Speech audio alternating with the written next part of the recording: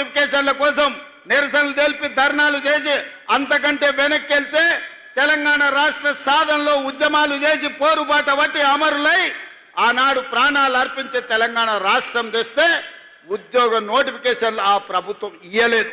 కానీ మనం వచ్చిన తర్వాత మొదటి సంవత్సరంలోనే దాదాపుగా 60,000 ఉద్యోగ నియామకాలు ఇచ్చి దేశంలోనే మొదటి రాష్ట్రంగా ఉద్యోగ నియామకాలు అందించిన ప్రభుత్వ ఉద్యోగాలు 60,000, ప్రైవేటు ఉద్యోగాలు 1,00,000 ఉద్యోగాలు.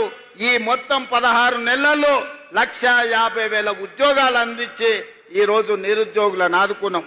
ఆనాటి ప్రభుత్వంలో నోటిఫికేషన్ల కోసం చిక్కడపల్లిలో ధర్నాలు జరిగేది.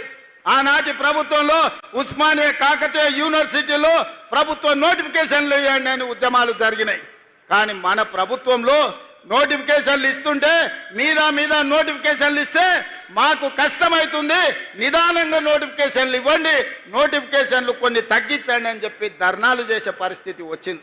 దేశంలో ఎక్కడ కూడా ఇస్తున్న నోటిఫికేషన్లను కొంత వాయిదా వేయమని ధర్నాలు జరగలే. అంటే నిరుద్యోగ యువకుల పట్ల మాకున్న చిత్తశుద్ధి దీన్ని బట్టి మీరు అర్థం చేసుకోండి.